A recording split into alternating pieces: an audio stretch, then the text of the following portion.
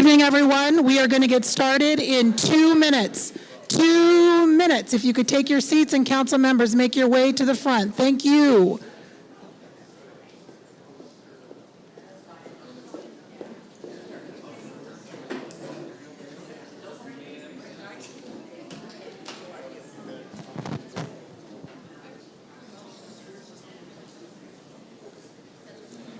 One, two, check, 1, 2.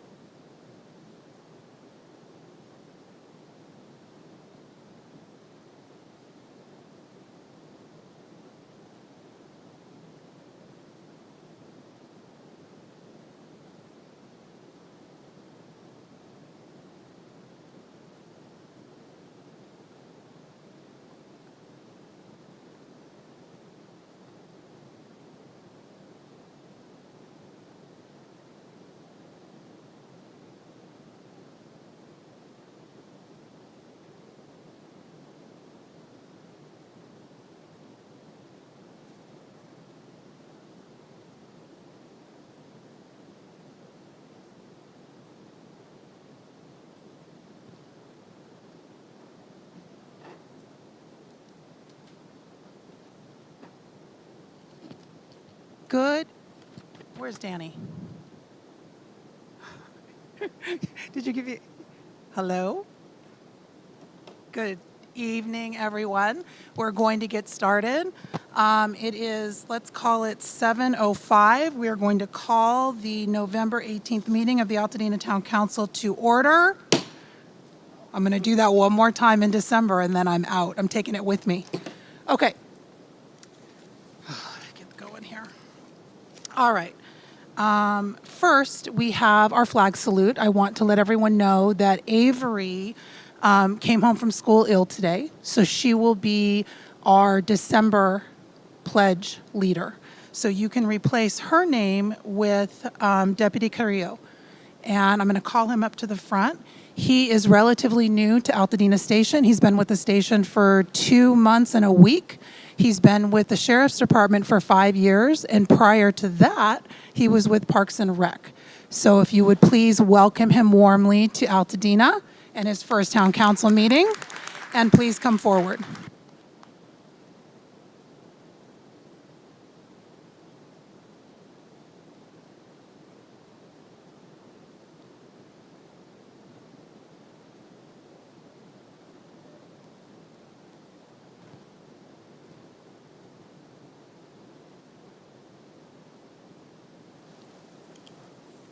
I pledge allegiance to the flag of the United States of America and to the republic for which it stands, one nation, under God, indivisible, with liberty and justice for all.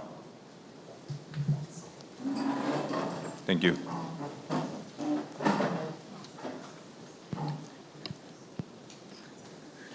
Thank you so much, and thank you for pinch hitting for Avery, and we'll look forward to seeing her in December.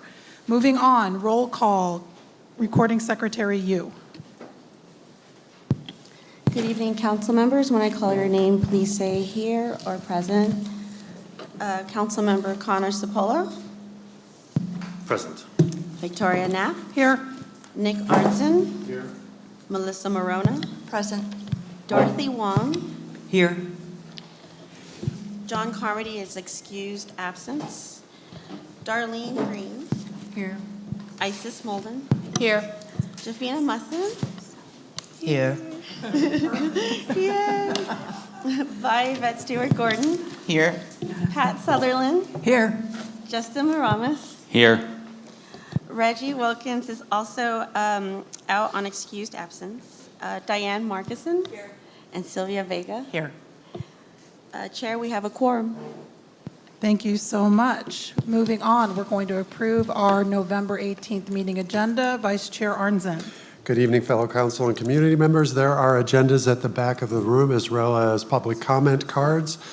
Also, there is a camera in the center, so if you happen to find yourself wandering, try not to wander in front of that because we want to see the chair. Council, remember to speak into your microphones. The council welcomes input from the community on both agendized and non-agendized items. If you would like to make public comment, please fill out those cards in the back and give it to a council person at either end of the tables. Additionally, I would like to remind everyone in the room, please silence your cell phones and other noise-making devices. As the council does not respond to public comment during the meeting, if you would like a response, please include your name and contact information. Public comments are limited to 2 minutes. These guidelines are in place to ensure that everyone wishing to make a public comment has time to do so and that we can conduct this meeting in an orderly fashion. Council members, the Altadena Town Council Executive Committee met on, I do not have the dates, these are the October dates, but I think it was Thursday, November, I thought it was Monday, November 3rd. let's say Monday, November 3rd. It was really early, that's right. We met to set tonight's meeting agenda, and that was sent out to the full council on Friday. I have the following requested changes. Please note that item 1.1 flag salute, as mentioned, was changed from Avery Colvert to Officer Carrillo. Under public safety reports, item 3.3, LA County Fire Report, will be moved to 3.1, with the other items shifting accordingly. Under community reports, item 4.1 will now be given by Library Marketing Specialist Bryn Wall. Under community reports, remove item 6.6. That will be handled earlier in the chair's report. Are there any additional modifications that I've forgotten tonight? Vice Chair, please strike corresponding report. We're striking the corresponding report. Thank you. That is 2.5. Councilmember Molden? I'd like to add for census tract reports, 4610, please. Noted. 8.3 will be 4610. Others? Thank you. With no others, I move that we accept the agenda with said changes. Can I get a second? Second. Thank you, Councilmember Marona. All in favor of approving the agenda? Any abstentions? Any opposition? None. Great. We have an agenda for tonight's meeting. Thank you, everyone, for being here. I do want to give a very quick shout out before I start my chair's report to my very dear friend Tisha, who's watching from Naperville, Illinois, and my friend Jen, who's watching from Sandwich, Massachusetts on Cape Cod. Good evening, Altadena. Tonight is an emotional one for me as it marks my final full meeting as your chair. Being here 10 months after the Eaton fire, I am overwhelmed by what we have endured and by what we have accomplished together. This has been the hardest year many of us will ever know. We lost our neighbors, our homes, our businesses, our history, and our sense of safety and certainty. We also discovered again and again and again the strength, resolve, spirit, and heart of this community in each other. Over these past months, we've watched our neighborhoods begin to come back to life. My family began construction on our own home, and we stand alongside roughly 350 others doing the same. We're averaging nearly 30 new residential builds a week. At this pace, we could see as many as 500 properties under construction by the 1-year anniversary of the fire. The first 4 of those homes may welcome their owners back as soon as Thanksgiving or Christmas. In a year defined by loss, that is the kind of homecoming we all need. All of this is extraordinary, not just because it reflects determination, but because it reflects belief. Belief that Altadena's future is worth building. As we prepare to mark the 1-year anniversary, I want to remind everyone that there will be a community commemoration on Wednesday, January 7th, 2026, beginning at 5 p.m. in the grocery outlet parking lot, the very place where so many gathered for the 6-month anniversary. This remembrance is being sponsored by the Community Coalition for Altadena Recovery and will be a time for us to come together to honor what was lost, reflect on how far we've come, and reaffirm our shared commitment to what comes next. Part of keeping Altadena centered in the region's attention means continuing to elevate our needs loudly and clearly. On Friday, we hosted Senator Schiff and Congresswoman Chu at the Collaboratory. I spoke candidly about where Altadena stands in its recovery, our progress, our gaps, and our growing urgency. I pressed them without hesitation to push this administration to approve Governor Newsom's $34 billion supplemental aid package, which has stalled for months and would not have stalled if we were in a red state. Every delay deepens the suffering of families already stretched to their limits. I made it clear, Altadena cannot wait. Altadenans deserve action. Many of our neighbors are still struggling through insurance woes, navigating complex paperwork, handling remediation, or figuring out how to take the next step forward. I want to remind everyone that the partners at the Collaboratory, 540 West Woodbury Road, including disaster case managers, remain ready to help. No one has to navigate this alone. And there's more help on the way. We are fortunate to have a coalition of nonprofit builders here: Samaritan's Purse, Mennonite Builders, Habitat for Humanity, and the Hope Crisis Network, who are committed to helping Altadenans rebuild their homes and their lives. Before I move to leadership updates, I want to extend my thanks to Councilmember Molden, who served as chair for this year's election. It was a well-run and successful election with an impressive turnout, especially remarkable given how many of our residents remain displaced. I also want to thank every candidate who stepped forward.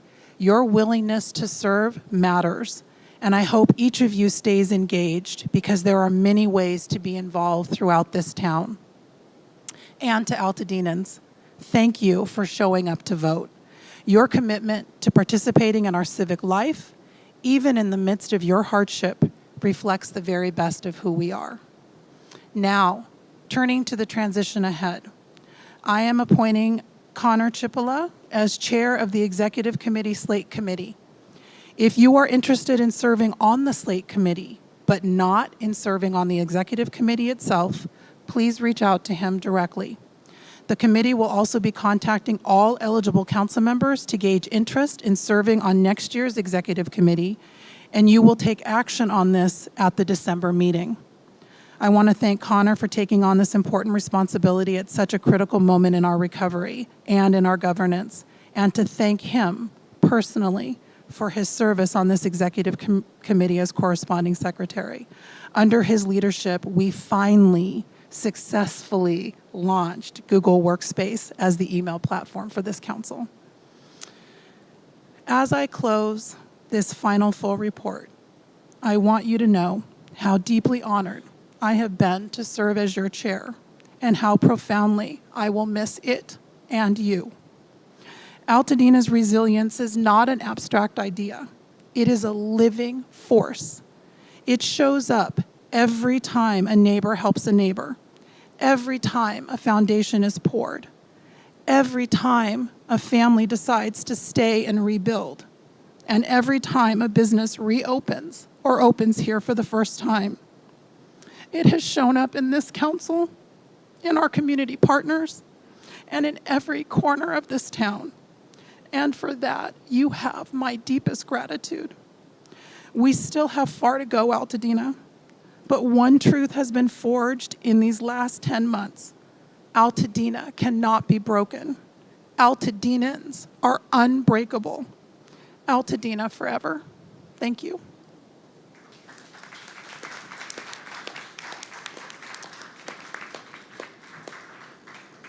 Moving on to our vice chair's report. Follow that, I dare know, you. right? Okay. The first notice, Victoria is leaving. I'm going to wait till December for more words on that. I do want to importantly point out that, each month we pay attention to vulnerable communities sometimes that are focused on nationally for that month. This month happens to include Trans Day of Remembrance and Transgender Awareness Week, which culminates tomorrow. I'm an out and proud gay man, so I felt both a responsibility to this council and to the community to just note that and make some comments on it. These are pivotal moments in the fight for transgender equality these days and safety, especially considering the current aggressive and often violent national climate for transgender people. In the past year, there have been a documented 930 violent attacks on our LGBTQ plus people in our country. Over half have been on transgender community. Now, keeping in mind, those are only the ones that are reported. We are lucky here to have law enforcement in the area that is friendlier to that community, but not everyone in this nation is that lucky. So like other minorities, the transgender community is often nervous about where they are and about who they are surrounded by, and they often do not report violent acts. Considering the recent fires, we have a community among other vulnerable communities that very specifically are at higher risk, especially our young community of transgender and LGBTQ+. So when they are displaced, besides the trauma that they are going through, that many of us, I would say all of us, are going through, they are often in an area where they don't know who surrounds them. They don't know who's next door. So I want to make sure we uplift and we take every opportunity to make sure they feel welcome and they feel loved. They are part of our community. This year, a shocking 1,012 transgender bills were introduced in this country, and already 124 have passed. The Transgender Awareness Week is a week-long event that educates the public about transgender identities. It culminates tomorrow on the 19th, and it advocates for inclusion and safety. It doesn't advocate for you to necessarily back them with your own beliefs, but to make sure that you act as a good neighbor and that you welcome regardless of how you feel individually or how your supposedly self-serving religion might say to feel about them or might interpret. Not due solely to their displacement, but to what I spoke of about their feeling not welcome. Both the Transgender Awareness Week and Transgender Day of Remembrance are opportunities to show support for the trans community, to remember those who have lost their lives, and to continue the fight for equality and safety for all transgender individuals, as well as all our minorities. As we wrap up that week, please remember to keep finding ways to show support to this vulnerable community. Thank you, Chair. Thank you, Vice Chair. Very important to remember at this time and all times. Moving on to our recording secretary, Councilmember Yu.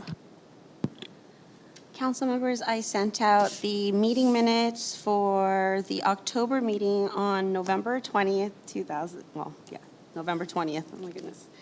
And I received one comment for a couple of updates, and that was the only thing I received. I'm looking for any last-minute changes to the minutes. Hearing none, I motion to approve the minutes with the changes received by Council Member Molden. Second.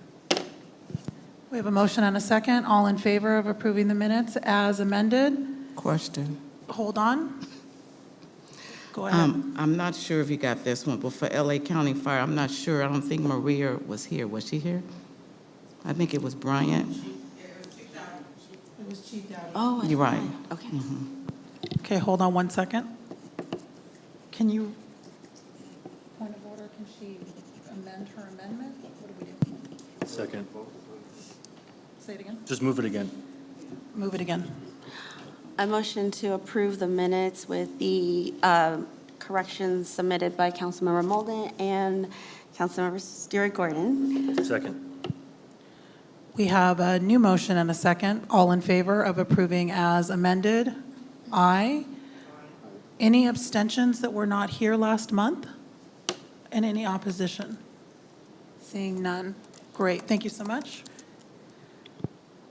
Okay, we struck 2.5, so we are going to move on to our public safety reports, and we are moving LA County Fire, Maria Grycan, to the head of, what? Oh my God, you know what? Yes, I do. See, I'm going to go out with a bang. I'm not going to remember how to do any of this. Okay, before you come up, Maria, so sorry. Treasurer's report, Council Member Marona. Good evening, Altadena. The Town Council relies on donations of our community to keep ourselves afloat. Things like office supplies, the aforementioned Google, as well as the fun Christmas party we'll be having for the community. So I will pass the can so that we can collect such funds. We appreciate anything that's given. Even $1 is helpful. Once it goes through, if you could pass it back up here, we'd be very grateful. Thank you. This past month, we had an opening balance of $7,332.02. We had expenses of $1,484.92. Those were website fees, election expenses, promotion expenses, and reimbursement from years past website that finally came through. So our deposits this month were $270, which were the balance of the election fees and donations. So we have a closing balance of $6,170.10. I would like to remind the full council, because I'm not sure if you're all aware, that expenses that are greater than $500 must receive a vote of the full council prior to being spent, or no reimbursement will be given until such vote is had. Just a reminder, if you have any questions, I'm happy to let you all know about that. Thank you. Thank you. Okay, now we are moving on to our public safety reports, and Maria Grycan from LA County Fire. Thank you. Good evening, everybody. The report for October, we had a total of 189 responses, and I apologize, this did not get emailed out to you. I was reminded by Victoria earlier, so I do apologize for that. I will email it to you tomorrow so that you just have it for your records. You're still our queen, so it's fine. Thank you. Thank you. Appreciate that. So a total of 189 responses. 154 of those were for medical calls. And of that, we did transport 127 patients to the hospital. And of those EMS calls, 6 of them were for traffic collisions, but there were no traffic collisions versus pedestrian reported, or at least that we responded to the last month. No fires. So it's been a while since I've been able to say that. So there were no fires in Altadena in the month of October. We had 5 service calls and 5 hazardous condition. So again, the hazardous condition is usually wires down or something like that, where it causes no fire. And we had 25 good intent calls. And again, good intent calls are kind of like false alarms, but they differ for us because for us, good intent means that the person who called 911 had good intentions for calling, but it turned out to be nothing. So it could be a barbecue smoking in somebody's backyard, and they call thinking that there's a fire. So it's good intentions. That is it. Our safety tip of the month is for Thanksgiving coming up. I hope everybody's preparing for Thanksgiving. It is the leading day of the year for home fires involving cooking equipment, so we encourage you to please be safe when you're cooking. Stay in the kitchen when you are using your cooktop or your stovetop. Please stay in the home while you're cooking your turkey. I know there's a lot of people who put the turkey in the oven and then decide to go do some last-minute shopping. Please don't do that. Does anybody here deep fry their turkey? Okay, that's, yeah, it's a recipe for disaster, but I understand people still do that. And if you are deep frying your turkey, make sure it is completely thawed out before, do not put a frozen turkey in a deep fryer. And make sure you cook it outside and away from anything that can burn. Do not deep fry a turkey inside. And keep a fire extinguisher handy. Never know. That is it, unless there's any questions. Any questions from council for fire? Wow, no fires, no questions. Imagine that. That's how it works. Okay, we're going to do that more often then. Oh, God, could we please? All right, thank you so much, and thanks for coming. I know you were rushing over here. And thank you for accommodating. So I'm going to Of course, run back of course. now. Thank Great. you very much. Thanks so much, Happy Maria. Thanksgiving. Great. We are moving on then to 3.2, which is our Altadena Sheriff Station, Captain Marquez. We have a little bit of AV that Connor's going to run for this. And as he's making his way up, I would like everyone to congratulate him on his 1-year anniversary at the Altadena Station, which will be on November 24th. So, well, thank you, thank you. I'm surprised you remembered that. I didn't know what date I got here. Now you know, but I will Thank not you. remind you next year. Are we going to start the video first? Is that what we're doing? How do you want to do it? I'll do the crime report real quick, and then we Okay. can go to that. Yep. Still, crime is still low in Altadena. We've had a spike in some thefts. I think you've seen that in your report. Some catalytic converter thefts. We've had, there was a recent crime spree on that. Those are very difficult crimes to apprehend anybody, or even when we do catch somebody with a catalytic converter, to actually put them back with a victim. Just the nature of the kind of crime we have, and the way that the criminals recycle those.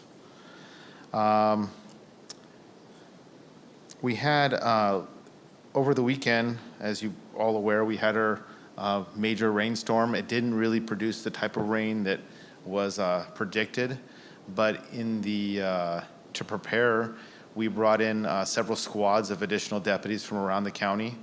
We had them staged all throughout Altadena in the event we did have a mudslide or debris flow. We wanted to make sure we were prepared so that we could close off roads immediately. Part of the problem with having those kind of debris flows is that Public Works has set up K-rails, and that mud is designed, if it does come off the mountains or the hills, to go into the streets. So that's why kind of the orders are kind of, it's kind of hard to understand the orders that we're giving. There's a evacuation order or evacuation warning to the general area, but then we have specific targeted locations we'll have evacuation orders. And so we go door to door. We make sure we make contact with somebody. If we don't make contact, we continue going back until it's unsafe for us to do so, periodically throughout the days leading up to it, just to make sure that we don't have anybody that's unaware that they're supposed to be evacuating in certain locations. And it was 20 in this particular rain event. But what we'll do is that mud is designed to go into the streets. And if it goes in the streets, then we have deputies standing by to quickly try to close off the roads to prevent people from driving through it. Because even if it doesn't look that fierce, that mud and debris flow will sweep a car right out from underneath the tires and drag it down the hill. And it usually will end up all the way down at Mendocino, which could be a mile down the road. In February, we had a mud event that happened, and there was about 4 feet of mud at the end, and about 5 cars were down. They got taken out in the debris flow. And then we have them staged on Mendocino and also on Altadena Drive, so we can quickly get in there, close off the road, try to prevent any kind of problems as much as possible. But luckily, we did not have any mud flows or mud debris flows in this event. We do have, like Chair Victoria Knapp said, we do have several homes under construction. We have had some thefts from construction sites. We are still encouraging contractors and people that have homes under construction to get a hold of us. We can send a deputy over there to evaluate to see where the weak points are in your and maybe a security plan that your contractors come up with for you. Try to give you some tips and things you can do. In one of the thefts, one of the contractors believed that it was another contractor stealing from him. So there's that kind of stuff that does go around, and that's going to probably escalate as time goes on. We are very concerned about the construction projects that are happening and possible thefts that could increase. So we're trying to do everything we can. If you do have a home under construction and you'd like us to do a drive-by, please email us at altadenahomechecks@lasd.org, and we're converting that kind of home check program into construction check programs. We have a toy drive that's in place right now until December 10th. If you want to donate toys, these toys are going to be given to Altadena residents. Up until December 10th, you can bring a toy to the station, and then after that, we will be donating those toys to the residents here that have signed up. And we have over 250 residents signed up for toys. Disney's given 1,000 toys, and Target's given us several hundred toys as well. So that's nice to hear. We do have a large event at Christmas Tree Lane coming up. We're going to see major road closures in Altadena. Obviously, that you are all aware, we have Christmas Tree Lane is the oldest continuous Christmas tree lighting ceremony in the country or the world. And Santa Rosa is going to be closed from Woodbury all the way to Altadena Drive, and Mariposa will be closed all the way from Santa Anita to El Molino. And then El Molino in front of the sheriff's station and fire station, that will be closed as well. So prepare yourselves. There's going to be a lot of influx of people, and we're expecting it to be a major, major event. All the news stations are going to be there, so we look forward to having all of you there with us and celebrate a great night of tree lighting. The last big event we want to talk about is going to be for the Altadena Forever Run. It's our 10K, 5K, 1K family run. It's going to be in Altadena. It's January 4th, 2026. It starts at 8 a.m. It's a Sunday. It starts and ends on at Mariposa Junction in front of the Altadena hardware store. And we're expecting at least 1,000, maybe 2,000 runners. So it's going to be a major event. Roads are going to be closed. Public Works will be closing all the roads through Altadena. If you go to altadenaforeverrun.com, you can see the course, and you can see what areas are going to be impacted by the run. It's a 2-hour closure of the roads, and then they'll start after the 2 hours or after the final runner comes through. Public Works will begin to open the roads following the last runner. But I think we have a video that we made up. These are all sheriff's deputies.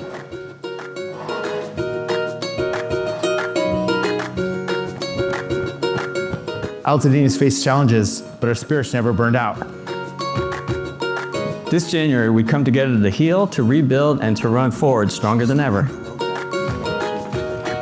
Join us for the Altadena Forever Run, Sunday, January 4, 2026 at 8 a.m. This is how you get to help Altadena.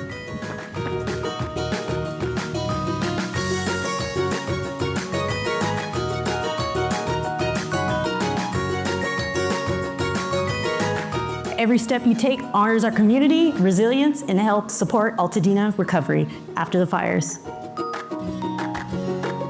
Because together we rise and we run for the future of Altadena.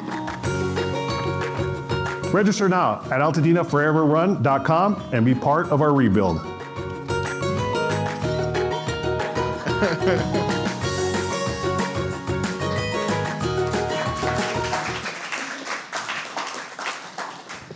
Something that I didn't share with the captain is that my friend Evan Lovett, who is the creator of LA in a Minute, many of you may follow him on Instagram. He has 340,000 followers. He also did a spot which is going to run the Saturday after Thanksgiving, and he gave me the permission to show it tonight. So, without further ado. It's your LA in a Minute, and on January 4th, Altadena will see its streets transformed, not just by the continued resilience of a rebuilding community, but by runners, walkers, and families. A new tradition is starting. This is the Altadena Forever Run, a symbol of unity, hope, and a community rising to the challenge. And they want everybody in LA to participate. Let's get into it.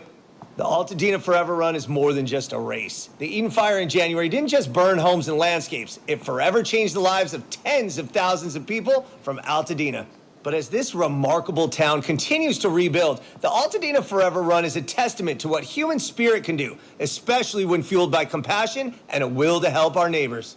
Here's the important part. Go to AltadenaForeverRun.com and sign up for the 10K, the 5K run walk, or the family 1K. And all fees go directly to Altadena's Eden Fire survivors.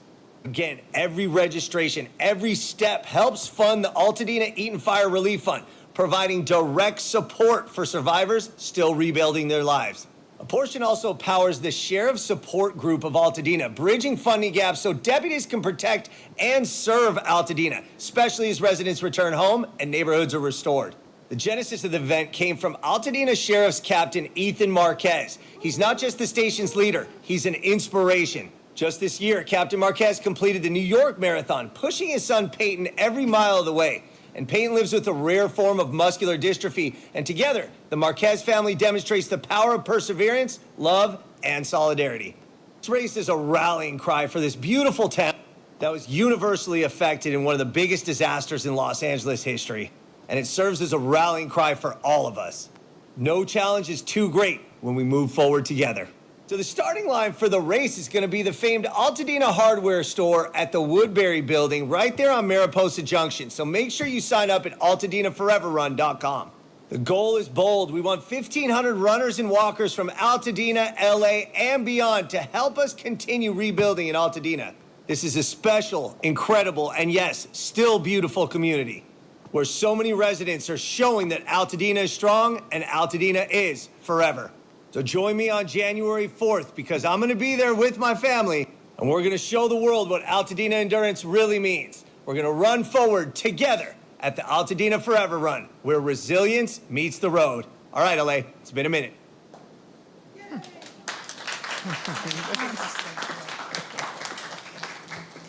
Wow.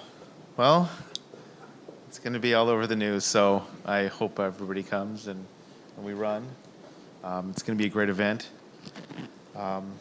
There's a flyer in the back. It looks like this. It was on the website or on the video you saw. And there's a QR code. You can go to the QR code or just go to AltadenaForeverRun.com and you can register through our website. And we have already several hundred runners that have signed up, so we expect a large event.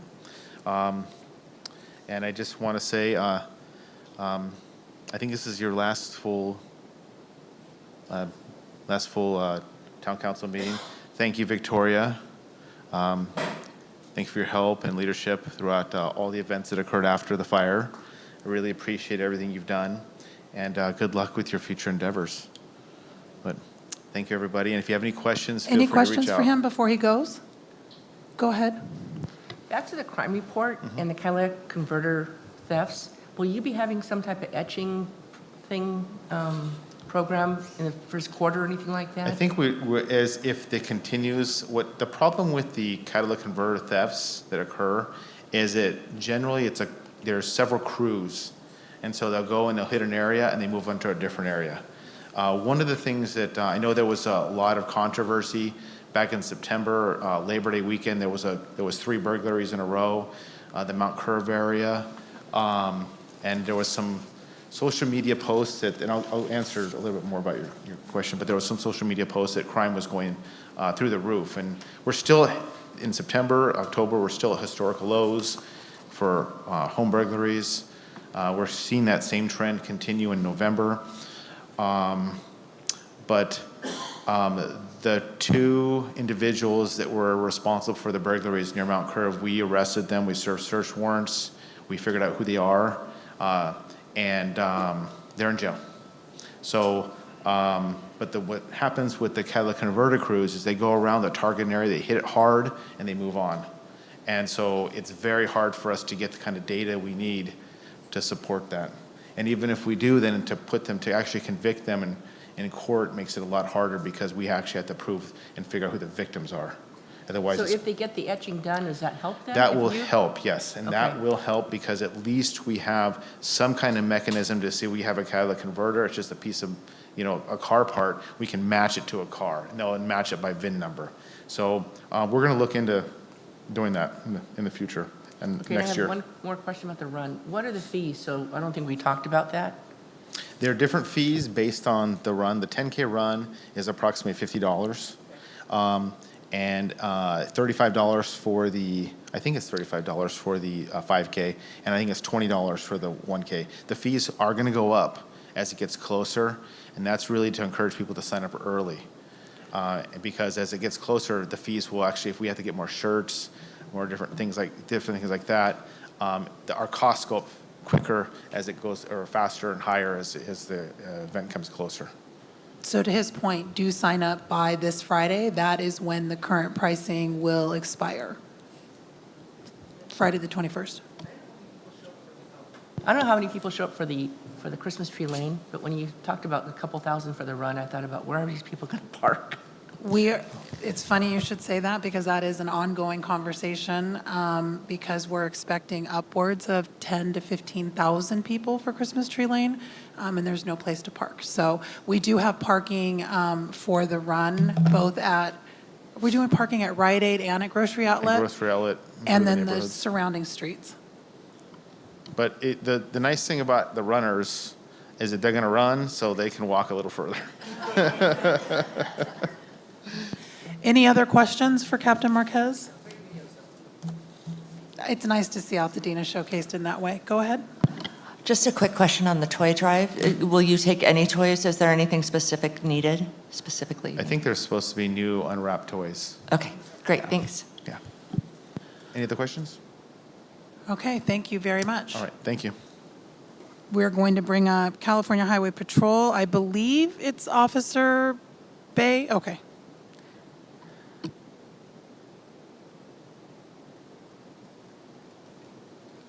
Nice jacket. Thank you. Wow. Finally, someone says something.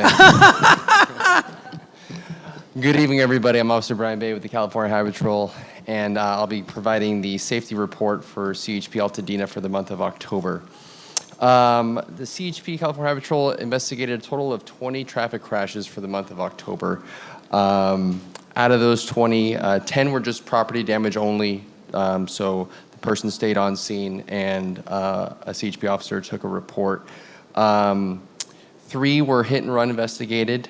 6 of them were transported for injuries, or at least reported for injuries. So if Maria were here, we're finally matching with some of our data here, so I'm glad to see and hear that. And then finally, we investigated 1 traffic crash for driving under the influence of either alcohol or drugs. There were no bicycle or pedestrian traffic crashes that the CHP investigated for the month of October, so that's great. I have 2 safety tips. The first is obviously we encounter daylight savings time, so now with our clocks back, the sun rises a little bit earlier and sets a little bit earlier as well. So please, please, please be careful walking in the community, especially with less ambient lighting around. Public Works does a great job of lighting our community, but with the natural light from the sun going down a lot sooner and drivers going home at certain times, just please be more visible and more vigilant. Also, please check your tires. We did experience some wet, inclement weather recently, and if you go on CHP_Altadena, we highlighted a vehicle that lost control in the wet weather, and one of the tires was showing metal cording underneath. So definitely not a safety, or not a tire that's roadworthy to say that. So please check your tires. Black Friday's coming up. Hopefully there's some sales for some rubber. So kicking off our annual Chips for Kids toy drive event, CHP, we do participate statewide in Chips for Kids. This kickoff is actually going to be tomorrow morning. You might see Officer Keller on TV. It's going to be sponsored by CBS Channel 2. From 8 a.m. all the way, I believe, until 4 p.m. or sometime in the afternoon. So tune in. So what this entails is CHP collects toys after this kickoff. So at any CHP area, you can drop off toys. Here in our area, whether it's Altadena, La Crescenta, Burbank area, we're gonna work with Walgreens to have boxes where people can kind of donate toys. And if you want to see us in person as well, we're going to be at the Glendale Galleria in front of Target most days, all the way up into the end of this toy drive, which is December 19th. Again, we would request anything that's new and unwrapped. Age ranges from anywhere from 2 to even teenagers. So gift cards are also welcomed as well. We do have live remote events. I think the closest one is going to be early December in the West Covina Shopping Center. So you can see one of us there as well. Moving on, we are going to be participating in a food drive with the LA County, I believe this week. It's going to be on Marengo. I don't want to steal anyone's thunder if someone else is going to present that, but we're going to be out there making sure that people are safe with the Sheriff's Department as well so that they get the resources that they need. Finally, you're going to see CHP at Christmas Tree Lane as well. We're really excited to be a part of that great annual event and to see all the families there. Just please, if you are traveling outside of the area and you are going to park a considerable distance away, please, please, please have some kind of flashlight or some kind of illumination so that you can be seen, because this is during the hours of darkness. So we want to make sure that people are on the sidewalks, and if you are going to cross any street, please look both ways before doing that, okay? And then finally, we're going to work with Altadena Library for a toy distribution, but I'll leave that for the representative this evening. That concludes my presentation. I also do want to say, Victoria, thank you so much for being a steadfast leader within the community and working with CHP as well.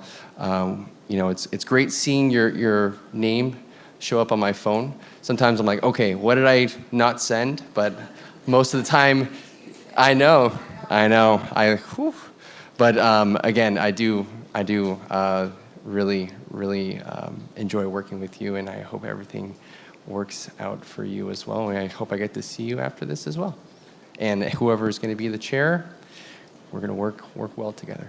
Thank you so much. Thank I you. appreciate it. Does anybody have any questions for Officer Bay?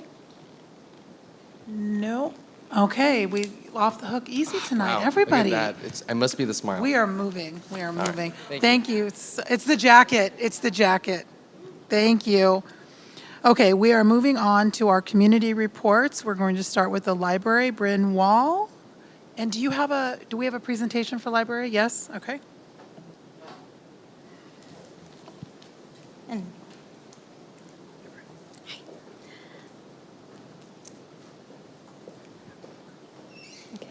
Okay. To begin, okay. Our director, Nikki Winslow, sends her sincere regrets for not being able to attend this evening as she is at a work conference this week. But she wanted me to share this statement, especially since this is the final meeting Chair Knapp will lead and before she and other council members conclude their service next month. Nikki recently marked her 60th-year anniversary with the district, and it has truly been an honor to work alongside Chair Knapp and the members of the Altadena Town Council. This partnership has been especially meaningful in the wake of the devastating Eaton fire. The collaboration between the Library District and the Town Council has been essential to supporting our community's recovery and rebuilding efforts. Nikki is deeply grateful for the extraordinary dedication shown by Chair Knapp and Vice Chair Arnzen, as well as all of the Town Council members. Your tireless advocacy for Altadena, often at great personal sacrifice, reflects a level of service and commitment that any community would be fortunate to have. And the fact that all of this work is volunteer is even more inspiring. Thank you for your leadership, perseverance, and unwavering support for Altadena. The Altadena Library looks forward to continuing to work together as we rebuild and restore our beautiful community. And now, onto our report. The Altadena Library will be closed for Thanksgiving on Thursday, November 7th, and Friday the 28th. It'll also be closed for Christmas Eve and Christmas Day, as well as New Year's Day. We have 3 locations currently, and if you want to see our hours, you can visit our website for those different hours. The Bob Lucas Library Mural Project Painting Sessions. We are about to complete the mural at Bob Lucas Library. We invite all Altadenans, all ages, all skill levels to come join us. There will be painting sessions scheduled for Friday, January 23rd through Sunday, January 25th, and we encourage everybody to sign up through our online calendar. We are looking for a large group of our community to join us. The main library building project update. Currently, the environmental impact report is posted and public comment closes on this Thursday, November 20th. We also welcome positive comments about the renovation project. We anticipate a CUP hearing in February, and we are looking to close Main at the end of January. We will be selecting a construction company for this project at our board meeting on December 15th, so we also welcome the community to come join us for that as well. We are in the process of celebrating Native American Heritage Month, and we still have a few events left. This Thursday at 1:30 p.m. at the Bob Lucas Library, we will have a discussion led by Gabrielino Tongva councilwomen on the importance of federal recognition and how this impacts tribal sovereignty. At 4 p.m. at the main library on Thursday, we will have an event celebrating Indigenous engineering for children. And then on Saturday, we have our final cultural class of Pine Needle Basket Medallion at the Altadena Library at Loma Alta Park. The Friends of the Altadena Library will be holding their last book sale during the CTLA lighting ceremony on December 6th. After that, the bookstore will be closed at the main library. And just a reminder, the library closes at 2 p.m. for the CTLA lighting ceremony and Winter Festival, which runs from 3 to 9 p.m. The Altadena Poets Laureate at Altadena Library wants to remind everyone to put in their poetry. The submission deadline for the anthology for next year, which is the print anthology, is December 1st. And as far as the Altadena Poets Laureate, we will be opening the application process soon for the 2026-2028 session. So there's one additional event they have scheduled on Wednesday, December 10th at 6 p.m. at the main library. It's a reading, A Wall is Just a Wall, and it's an open mic session as well. Second Saturday, it's our last concert of the year, set on Saturday, December 13th. Rhythms of the Village Family Band will be joining us at the main library. The concert starts at 6:30 p.m. Register through our online calendar. And just as a footnote, our Pickleback Shine concert that was scheduled for November has been postponed until next year. And then finally, on December 13th, we will have an author talk and toy giveaway. It is from the toy giveaway is the CHP toy giveaway that was mentioned from 9 a.m. to 12 p.m. in our main parking lot. And then from 10:30 to 11:30 a.m. that morning, the children's author Nell Cross Beckerman will be reading her new book, Forests, and we'll be having a conversation led by Altadena Green about the special trees surrounding the library. As part of this, we are participating in the toy drive, collecting new unwrapped toys for all ages, and they can be dropped off at either the main library, Bob Lucas, or obviously the CHP Altadena station from November 19th to December 19th. And that concludes my report. Does anyone have any questions? Thank you. All right. Finally, the moment I waited for. All right, let's move on. Chair is coming back. All right, thank you, Bryn.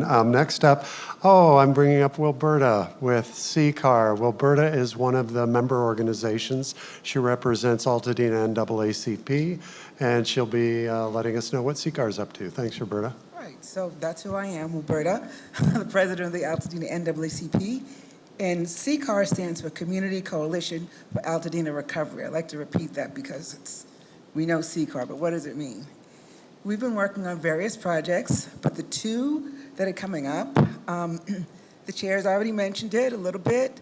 On January 7th, we're going to have the first anniversary commemoration of the Eaton Fire, and that will be at the grocery outlet between 5 to 7. The whole ceremony won't be 2 hours, but that's the time set aside. The grocery store is going to be closed at 2, so shop early, and they've agreed to allow us to use that space. The ceremony will include the reading of the names of the 19 people who died in the wildfire. We're planning to have 19 religious representatives of churches to read each name. The other project we're working on is the design of the Reflection Park, which is part of Farnsworth. The new park would cover 1.5 to 4. Oh, sure. All right, better? Okay. So the Reflection Park, part of Farnsworth, will cover an area of 1.5 to 4 acres, depending upon funding. And it is Marengo on the west, Concha on the south, a little bit of Concha, and on the north is Mount Curve. That's where it would be, on that side of Farnsworth. So we have designers who are creating this space. They've interacted with us to get feedback. They've talked to other community organizations as well as the public. They've gone to events in the park and asked Altadenians what they think and what they'd like to see. So right now, the plan is to have a beautiful space, which will include a memorial sculpture or two for the event and those who have passed, perhaps a meditation space, a reflection space. We thought of reflection usually as a body of water, but we won't do that. It'll be something else with reflection.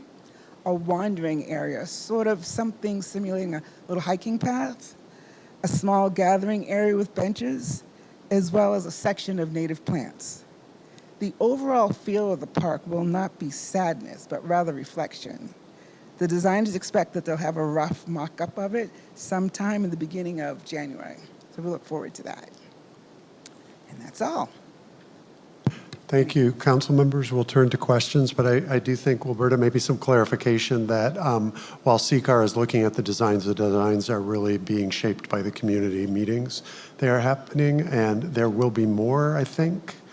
Maybe you remember more than I do. Yeah, I hope I mentioned that, other community organizations as well as. And we'll try to make note of those so that we can send them out to our constituents to make sure everybody has a chance to do some input. Okay.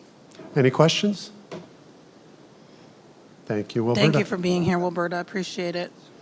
Okay, we are going to move on to our special presentation, which is Public Works, Mud and Debris Flow, and Flood Control, and that will be presented to us by Michael Miranda. Good to see you, sir. All right. Good evening, everyone.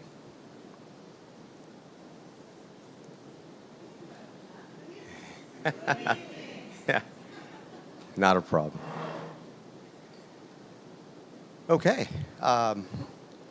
Short presentation. My name is Michael Miranda, and I've been with Public Works for a little over 35 years, and I am a civil engineer. Our group generally puts together the mud flow mapping or phasing and the associated properties lists. We also knock door to door and provide engineering advice to those structures that are inhabitable. And also we provide the mud flow forecasting. Some of you may have received a forecast about 5 o'clock today, issuing the no phase for this coming storm. And we also take care of the telemetry, the stream gauges and rain gauges throughout LA County. We handle and maintain those. Historically, this is the station fire in La Cañada. I was in that area, an engineer at the time, and this is the aftermath of a storm that hit, I would say, a few months after the fresh burn, and this is what can be expected sometimes when Mother Nature has sway. And in this particular area, I was able to knock on several of the doors prior to the storm. And most people were cognizant and were aware of the dangers, but there were some that didn't quite understand and get it. And so thankfully, I don't think we had any loss of life there. Next slide. This is Public Works. The flood control district under the umbrella of County Public Works has 8 debris basins in Altadena serving the Altadena area from Lincoln Debris Basin on the extreme left all the way down to the bottom right, which is Gooseberry Debris Basin. And these debris basins provide that protection and keep our residents as safe as possible. Think of it as a big, giant, large pool that is able to drain water and hold back the mud and debris. And the following slide will show one of our debris basins, one of those 8 debris basins, Rubio debris basins in particular, that is at that time pretty full with mud and material and is dewatering. And our crews will get in there and we will clear out that mud and debris and get ready for the next storm. This is the debris flood mapping that our group of engineers will go ahead and put together. This is similar to a traffic signal. You have the green properties and you have the yellow properties. Then you have the red properties, and the 3-part phasing is based on a county standard. And the county standard is a 50-year rainfall event that falls on a watershed that's recovered a few years, and specifically 4 years. And in this worst-case scenario, the mud can be expected to go through various areas. However, with the 8 debris basins that we have in the area, most of the time the debris flow is put in check. However, there are times when you could expect some debris flows to go onto the roadway, like our officer said earlier. And so this is an example of a green area, a yellow area, and a red area, depending on the severity of the forecast that we predict. Specifically, the no phase was announced today at 5 o'clock, and it will go from 6 p.m. today until Saturday morning, at 6 a.m. If we get any information from the National Weather Service as to increased severity of the radar and the predictions of the total rainfall and also the intensities, we'll make adjustments accordingly. Phase 1 is fairly typical of some of the smaller storms, and phase 2 is generally moderate to heavy, and of course phase 3 is a worst case scenario. Generally speaking, we hover around phase 1 and phase 2, but in many cases it's just a no phase. I call it a strong drizzle. As you're well aware, the Eaton Fire, these are some of the highlights that are posted here in the bullets. We had thousands of structures that were destroyed and many damaged. Of course, the Altadena area, the city of Pasadena, city of Sierra Madre, city of Arcadia, and of course the United States Forest Service regions were greatly affected. And this map here would show all the catchments and the quantities of volume of debris that you might expect if we get a large storm event. We have a relatively newer homepage, and that homepage, should you find it, and I'll be able to give you information on that, is hopefully familiar to most, and it provides information such as a homeowner's guide, sandbagging, even permitting, and various other hyperlinks. And if you go ahead and select the button on the bottom there, that orange button, that will get you information. And below there are also the maps that I spoke about for all the recent fires that go back about 5 years.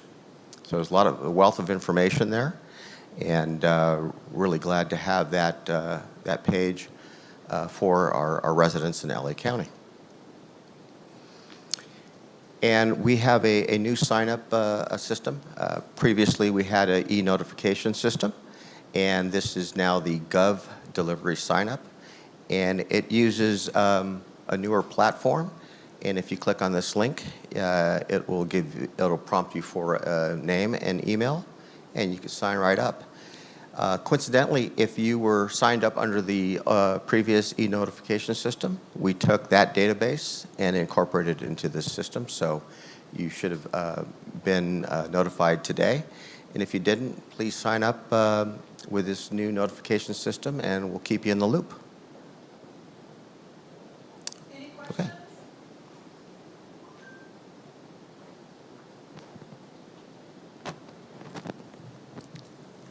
Okay.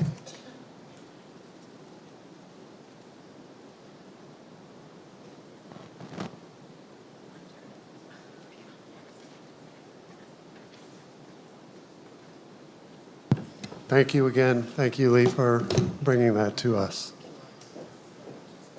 I'm going to go ahead and move on to committee reports. First up, we have Land Use Chair Diane Marquez. Yes, the Land Use Committee met on November 4th. We reviewed 2 projects. We did not take any action on any projects.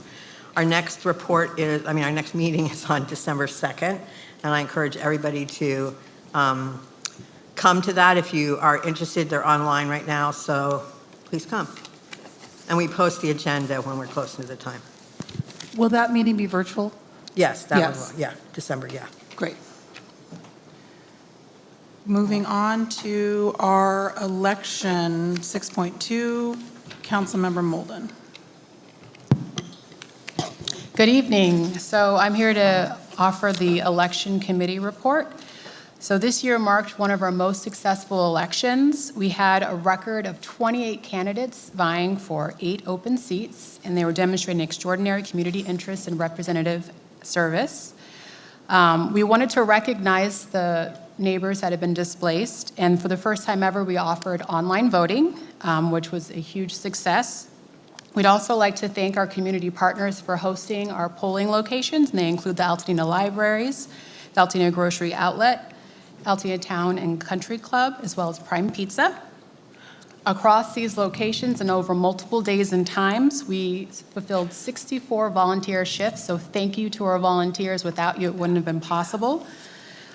They brought in over almost 900 voters, which was the largest turnout in ATC history for elections. We also offered pre-registration for those residents who'd like to verify their address online, and that was a huge success as well. Immediately after the close of the polls, we offered the first public viewing of our ballot counting. It was hosted at the Sheriff's Station.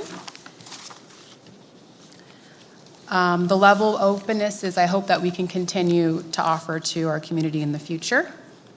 I'd also like to highlight some of the extensive outreach that we made. I'd like to thank the Social Impact PR firm that helped with our social media, Neighbors Building a Better Altadena, which hosted our candidate forum, and our many community business partners who provided space and staffing for our election visibility. So after the election and the initial count, the election committee completed an extensive post-audit election audit. For every entry that was made, it was entered into an Excel spreadsheet. We then verified the clarity, consistency of the voter log entries. From that audit, we found that about 7 entries were illegible, which means we couldn't determine the voter's name. And only there was 1 duplicate voter that was identified out of the almost 900 entries. What we found was that the address was the same, but the last name had changed, and the census tract was identified as differently. So I'm thinking that that might have been a neighbor who was originally from a census tract that relocated, because we did offer the option if people relocated within the same census tract, they were able to determine who they'd like to vote for. And then there was one additional voter that went to a polling location, and it was notated on the voter log that they were reading the candidate statement and then went to another polling location to vote. So I wouldn't count that as a duplicate. So the audit confirmed highly accurate and highly reliable, and an error rate well below 1%. Our media coverage included articles with Altadena Now. I'd like to thank them for their continued coverage, Colorado Boulevard newspaper, as well as a radio interview with KNX 97.1. These partners significantly boosted awareness, and we'd like to thank you.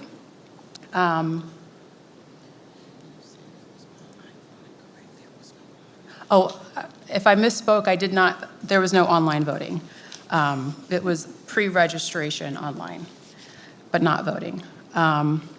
After the election, we issued a public survey, and the responding residents, the takeaway for the awareness before voting is that half nearly knew, the other half learned late. And they suggested that outreach started earlier. How did the voters first hear about the election? The key takeaway was social media.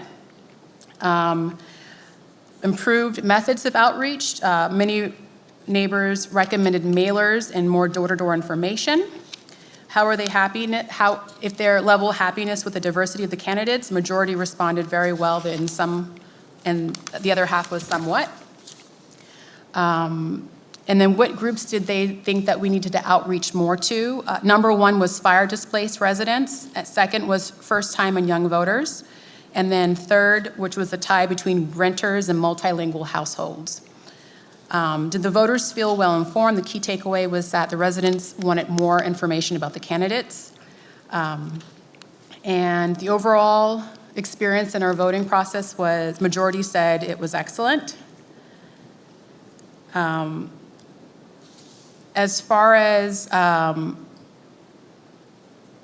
if they supported additional voting methods, number one was that they would like mail-in ballots. That was the majority of the responses. Second response was secure drop boxes. And third was curbside voting. And then if we implemented those methods, they had an overall feeling of confidence in the results. And then the election committee will be putting together sort of a blueprint to hopefully help carry this momentum with future elections. And also at this time, we'd like to invite, and by the request of several council members, that all the newly elected and continuing council representatives into 2026 would like to gather and create an informal onboarding session. This would be an opportunity to welcome our newest members and provide them with financial guidance, and also begin collecting their visions and priorities as we look ahead to the coming years. So with the audit complete, public count verified, and no material irregularities affecting the outcome, I move that the town council formally certify the results for the 2025 general election as presented. Open for discussion. Do we have a second? Second from Councilmember Vega. Any discussion or question? Will you please reiterate that there was no online voting, that what happened? I am asking her to reiterate what she said regarding online voting, and that there was not online voting, there was online. Pre-registration. Pre-registration, got it. Great. All in favor of certifying the 2025 election results as presented, say aye. Anyone abstaining or opposed? Great, the motion carries. The election is certified, and our new council members will be sworn in during the December meeting. Okay, we are moving on to holiday party. As has been the history with the town council, we host in December, as part of our meeting, a holiday party for the community. This year, as it was last year, we have been graciously invited to host that meeting at the Rose Bowl in the Bruin Locker Room. So there is information in the back in the form of a QR code along with the flyer for the event. That meeting is December 16th, along with the town council meeting, which will take place at its regularly scheduled time, which is 7 p.m. The community is invited to take tours of the Rose Bowl. RSVP is required because we are providing food and beverage along with the tours. So if you are interested, please scan the QR code. It'll take you to an Eventbrite where you can register for free tickets. So again, the December Town Council meeting will be at the Rose Bowl in the Bruin Locker Room. You'll park in Lot F and come in through Gate A. And we expect it to be a very festive time as it was last year. Okay. Moving on, we are going to our Renters Protection and Recovery with Chair Green. Hello, everyone. The Renters Protection Committee met the first week in November. I'm sorry. We met the first week in November, the Renters Protection and Recovery Committee. Is that better? All right. And so we met basically to go over some ideas for the month. We distributed flyers for the upcoming election, especially to seniors and renters. We also decided that we would continue to collaborate with the Altadena Tenants Union, where they were able to provide valuable resources, one of them being, in a very exciting development, free tankless water heaters for free of charge. All the landlords had to do and owners had to do was pay for the taxes, and they were able to be provided with free tankless water heaters. This was such an important thing for our renters, because when renters are happy, then we're doing our job. So we're really happy about that. Many renters expressed to us loss of employment, and through just surveying different things, we were able to find out that the LA County Department of Economic Opportunity were offering them free job placements. A lot of them, thankfully, I'm happy to report, are in a program, and also are going to be working on some remote opportunities. And as a general reminder, we don't endorse anything except we refer and provide resources, especially to like LA County. And last but certainly not least, we were successful in planning an organized Thanksgiving turkey distribution. We reached out to our social media. We went to the library. We talked to our community partners. I see some of the block captains here tonight that distributed some of the flyers for us. And so we're so happy about that. They were given a QR code to scan, to fill out. This is a pre-registered event. We're asking that people do not show up that we're not registered, because thankfully all of our turkeys are gone. We're so happy that we're able to do that. This will be at the Collaboratory tomorrow between the hours of 11 and 5. If you did register, you've already received your confirmation email. I'd like to give a special thanks to Nick Arnzen, who came through at the last minute. I had no place. I had all these turkeys cackling, but no place to take them. And I'm so very grateful for his assistance. And the other council members, certainly Jafina stepped up and said her church could be a resource. And everybody, Diane, everybody, this is an effort. I think this is a season that we ought to reach back and give to others. So I'm so grateful that the Renters Protection Committee, Kim Yu is a part of that, was able to do this. And for those of you that were not able to register, we did find 3 other places that will be on our website. And also, I know some people are going to show up probably that didn't register, but we have resources for those people also that are giving turkey giveaways on Thursday and Friday. So we're hoping that this season we can remember what we have to be grateful for and keep pushing forward. Thank you so much. Thank you so much. Okay, we are moving on to 6.5, which is our Education Committee report. And before you start, I want to say it's come to my attention that Education Committee Chair Molden has invited a guest to speak on behalf of the committee. Because this speaker was encouraged to present during public comment, we will extend the same 2-minute limit to our guest as to anyone making public comment. I want to make clear that the Altadena Town Council is an apolitical organization and does not support or adopt the views of any labor union or other political entity. The views expressed in this report do not reflect the view of this council.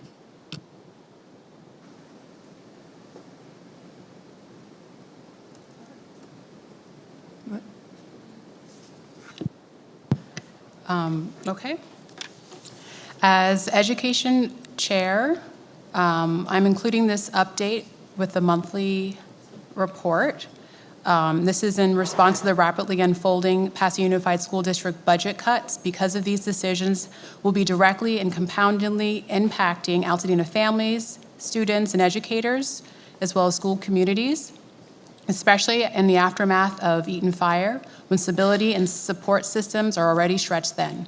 Tonight, I'd like to introduce Jonathan Gardner, whose perspective is especially relevant as our community faces compounding impacts of the PUSD budget crisis. Jonathan currently serves as the president of United Teachers of Pasadena, is a math and science teacher of 17 years in service of PUSD, and is a parent of 2 children who attend Altadena Arts Magnet. He brings a professional, personal, and deeply community-rooted understanding of how the budget decisions will affect Altadena families in the months ahead. And I'd also like to encourage our Altadena residents to read his guest opinion in Pasadena Now. It's not just a budget crisis. PUSD has a crisis, a values crisis. Thank you. All right, so if I only have 2 minutes, I do want to make sure that I highlight the things that I wanted to bring to your attention. So this is the 4th year in a row that Pasadena Unified has spent less than the state legal minimum on classroom instruction. Every single one of the budget superintendent's budget advisory cuts, we did sort them as a committee, but everyone in the group just could see how all of our school sites will be harmed by those cuts. You can move on. There is a need to streamline the central office. Currently, there are 51 admin positions. There were 37 10 years ago with 33% more students. Reducing to 21 would save about $10 million.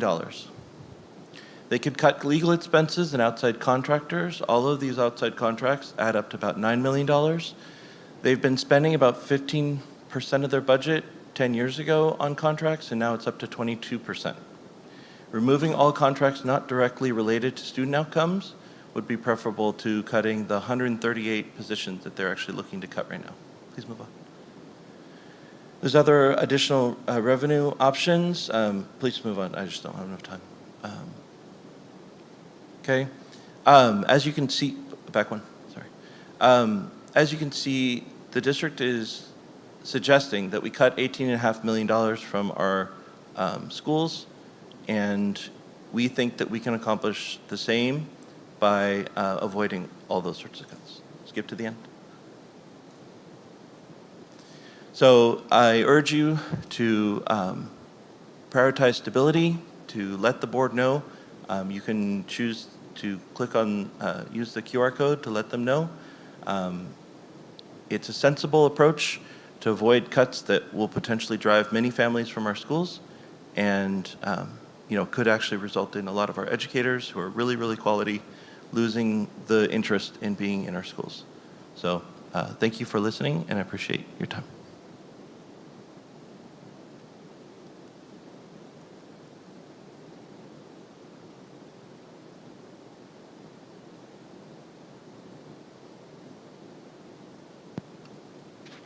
Thank you, Jonathan. Moving on to general public comment. I believe we have multiple comments. How many? 3. We have 3. Was there another one coming in? I thought I saw one started. Was, no. Okay. All right, go ahead.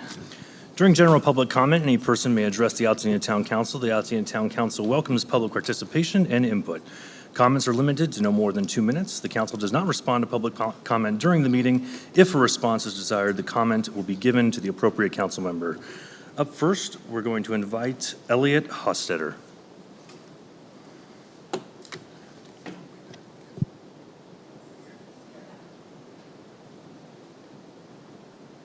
Hi, I haven't been to many of these meetings, so apologies if I don't do it exactly right.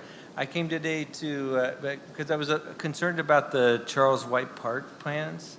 I don't know if that's a land use committee item or if that's like a general council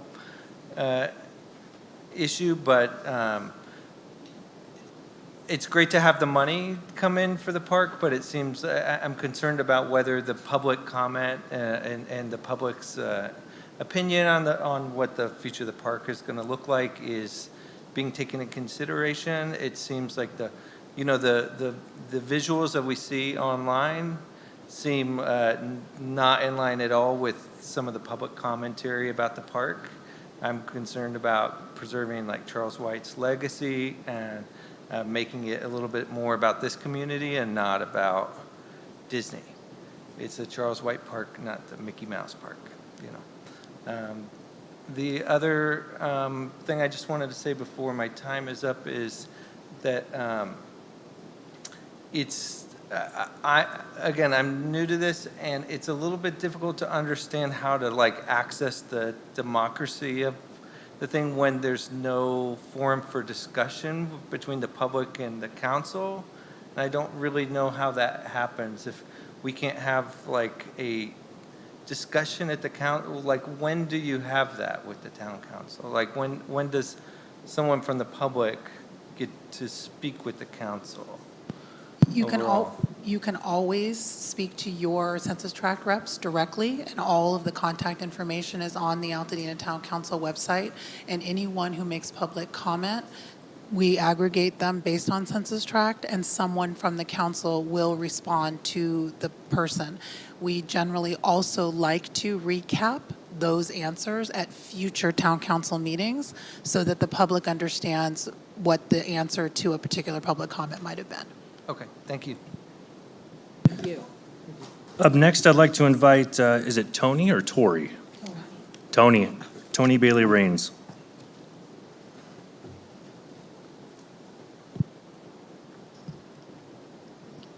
Hello. So he said a lot of what I was going to say. I have concerns, obviously, about Charles White Park. And we know in our country's political climate, there's so much Black history that's being erased, or they're trying to. I don't want to see the legacy of Charles White Park erased because Disney is coming in. We know that they're coming in bringing toys. They're going to bring characters to the Christmas tree lane lighting ceremony, and then now this Disney-themed park. That's very concerning to me, as well as I put down 3 things. So the plans for that, the plans for Farnsworth Park are concerning to me as well. I did hear Wilberta. Okay, thank you. I don't want to mess your name up. Speak to that, so I may need to speak with you afterwards.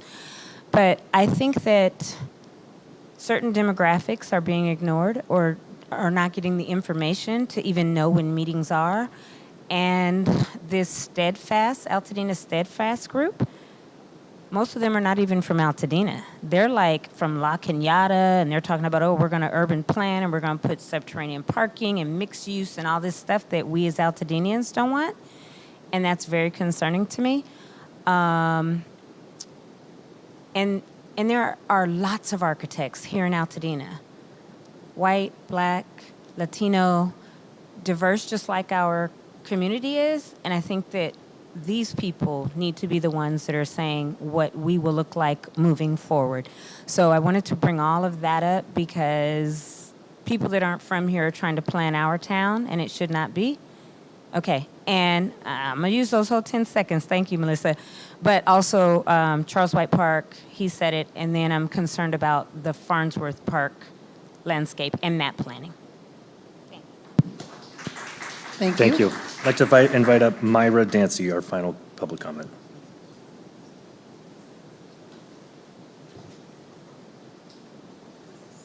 Hello, I'm Mira Dancy, and I also came to speak about my concerns about the Charles White Park Disney unveiling. And I agree, thank you, Elliot and Tony, for your thoughts. And the only thing I can really add is the element of how much community engagement did go into the plans that we already put together last year before the fire. And I was present there and seeing incorporating various ideas and inputs from people in the neighborhood, and to just see this thing on the news of family members in other parts of the country are like, oh, look, it's Charles White, and you're just like, that is not what we discussed. It's not what we planned. It's not what the community, and this is one instance where we actually have a plan. Meanwhile, the whole town has been ripped apart but this was something that we actually planned before the fire, and it's just so disheartening to see Charles White's legacy as like such, see that just erased and turned into a Disney park. And I don't want to be ungrateful. Like, we do need to rebuild the playground is super important, but there needs to be the incorporation of our thoughts. Thank you. I'd like to invite Rebecca Warwick to the mic.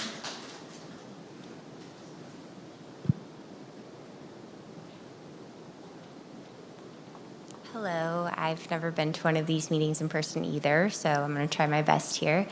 My name is Rebecca. I live on Glen, about a block from Charles White Park. I had a baby 6 weeks after the fire, and I loved hearing everyone's opinions on the park. I will say that I wanted to take a bit more of a grateful, positive spin on it. Seeing the plans and the renderings were actually really a hopeful thing for me, that maybe something could exist.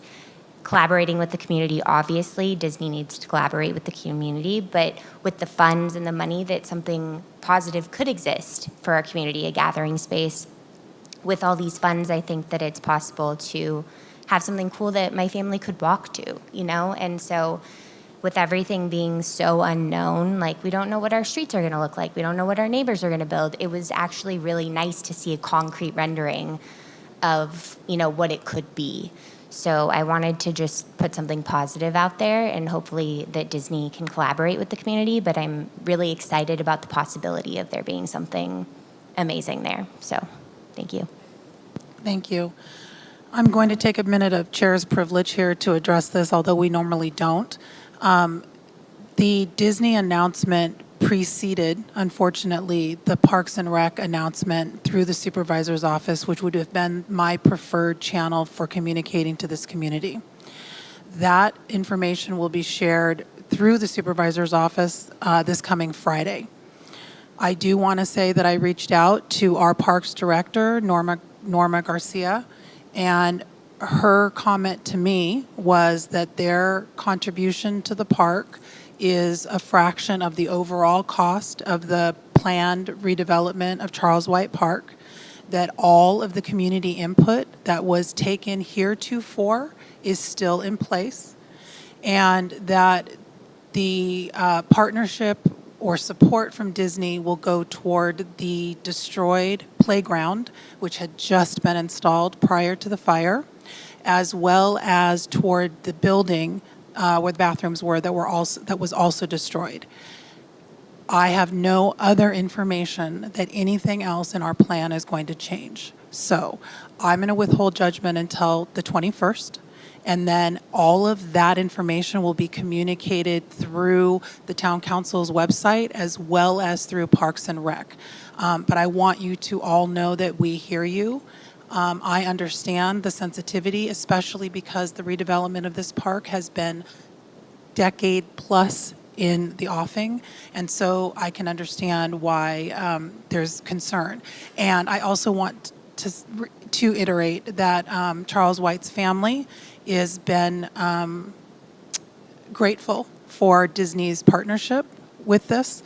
So his son is involved, and so I'm going to try to quell things just to say, let's reserve judgment until we hear from Parks directly on Friday, and then I invite you back in December if what we hear is not what we want to hear.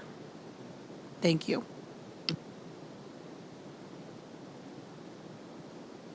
Wait, didn't we get another public? That concludes public comment. Did you fall asleep over there, Connor? Okay, we are moving on to our census tracts reports. First up is Census Tract 460302. That's me again, but we've kind of covered most of it. The only other thing, people have been kind of complaining about construction. I talked to Diane and looped her into a call. Some of the constituents are concerned about the construction and the hours. And so they were asking me over and over again, what are the hours? So Diane was looped into an email, and the same people, Diane came and called again. So there are hours, and we were able to give them those hours that people can, in effect, have construction at the house. And then a lot of residents are expressing still confusion over the SCE payout. We advised of the webinar that Chair Knapp shared, and so I just wanted to express their frustrations as I told them I would about the SCE. And did we also route them to the survey that Public Works is conducting regarding construction hours in Altadena so that they can weigh in? Yes, Diane Okay. gave me that. I'll do it again. Okay, good. Thank you. Chair Knapp, do Yes. we know when the survey will be completed about the hours? They said they were going to run it up until the board, until it's on the board agenda, which I think is December. I feel like it might be let me look at the date. Or the 6th. What is that Tuesday, Diane? Let me look real quick. I think it's, the 2nd is a Tuesday, the 4th? The 2nd. I think it's December 2nd. But we will, let me get clarification on that and we'll send it out to full council so everyone knows what the deadline was for that survey regarding construction hours. Thank you for that. Yeah, and we'll put it on the website too. Okay. Thank you for that. Moving on to 8.2, 4611. Okay.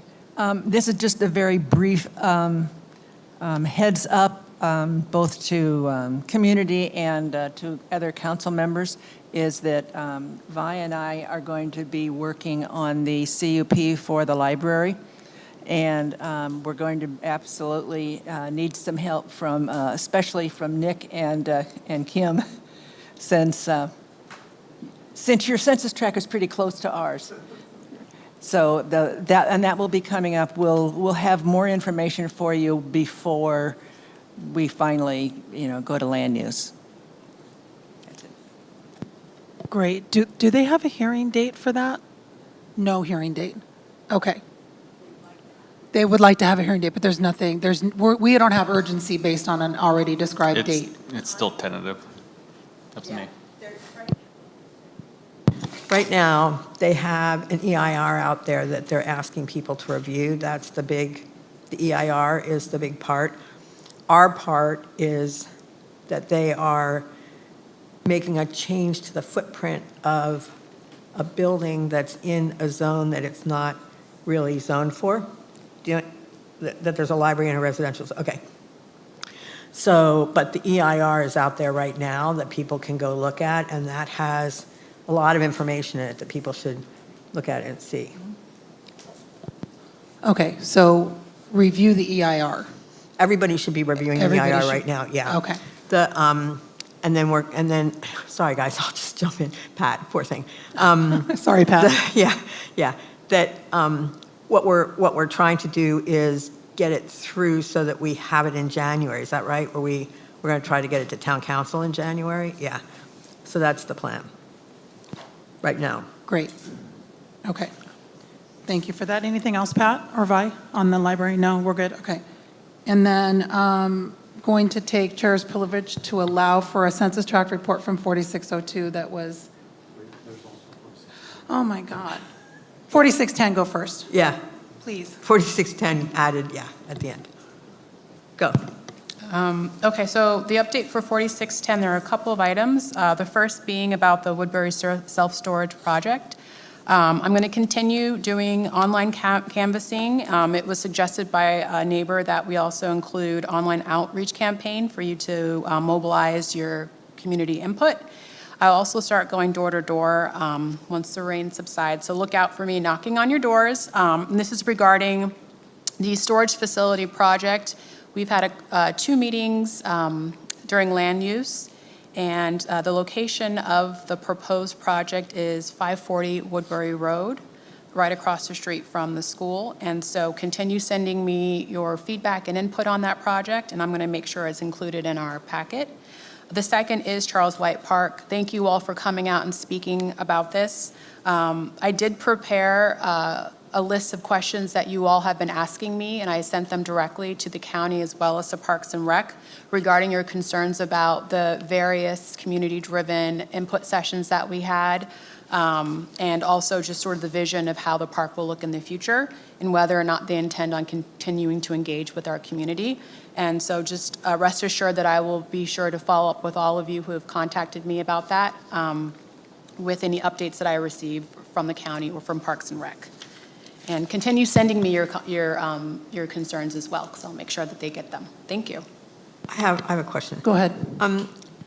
Isis, can you explain what the online canvassing looks like? So there's a few platforms where you can collect public comment for anyone who'd like to submit it if they're not home. I'm still planning on going door to door, but it's just like an electronic version of submitting public comment that I can print out and submit with the ink. Okay, let's talk offline about that. Great. Before we move on to 4602, I did get a text from our library director. The EIR public comment for the library projects, the CUP, or for the library project, EIR public comment closes this Thursday. So I encourage you to review the EIR, and if you have any public comment, to please submit it by Thursday. And then she said yes to land use in January, hopefully, if it works for you. Because I think they're going to, yeah. Okay, now let's do 4602. Thank you, Chair. Just in case I were a member of the public who wanted to review that and make public comment, how would I do that? One question, I'm sorry. It's on the library's website. You can access the EIR from the Altadena Library's website. Go ahead.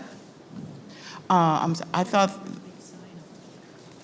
thought the public comment closes, was it for environmental?